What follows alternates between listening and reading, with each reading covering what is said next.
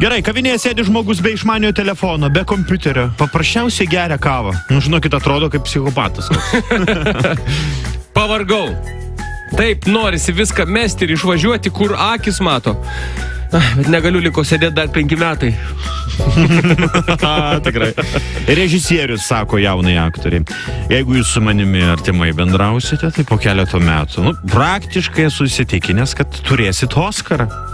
Aktorė taip nuraustas, susigėdus. O jeigu gims mergaitė? O šitas man žiauriai geras. Lombardo darbuotojas pirmasis sužinojo, kad jo butas apvogtas. Super. Taigi čia. Aha, toliau. Mažasis karaliukas su nepasitikėjimu apžiūrinėja naują žaislinį laivelį virtuvėje, taip įtariai pasižiūri mam ir sako, ko gero, mamytų nori mane įvilioti į vonę. Nesiprausiu. Sako, ar galite labai trumpai aprašyti savo atostogas? Kaip įmanoma trumpiausiai?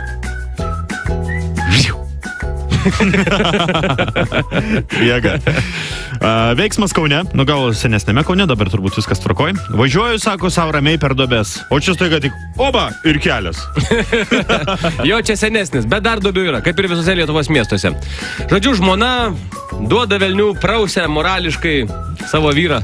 Tu, sako, pjokas, tu paskutinis pjokas, lakūdra, valkata tu. Tavo tėvas buvo lakūdra, valkata, pjokas, paskutinis. Aš kiek žinau, ir tavo senelis buvo valkata, paskutinis pjokas. Iš vis pjokų, alkoholikų šeima. Mieloji, prašau, taip nevadink gražiau, ne šeima. Dinastija. Beždžionėlė, paėmusi į rankas selfie lazdą, suprato, kad Palangos Basanavičiaus gatvėje jį gali dirbti ir viena, be fotografo Petro. Čia lokalus Taip. anekdotas. Per mažai yra nuspręsti nuo pirmadienio pradėti visai kitą gyvenimą. Svarbiausia yra padaryti taip, kad antradienį tie planai nesibaigtų. Gerai. Na ir paskutinis siaubingas anekdotas. Venecijoje gaisro metu žmonės išbėgo į gatvę ir paskendo. Ir dar vienas šiuo atveju nuo manęs jau pabaigai. Jeigu jūsų vyras namuose psichuoja, laksto nervingas iš kampo į kampą, duokite jam pasenusios datos jogurtą. Jis psichuos kitoj vietoj.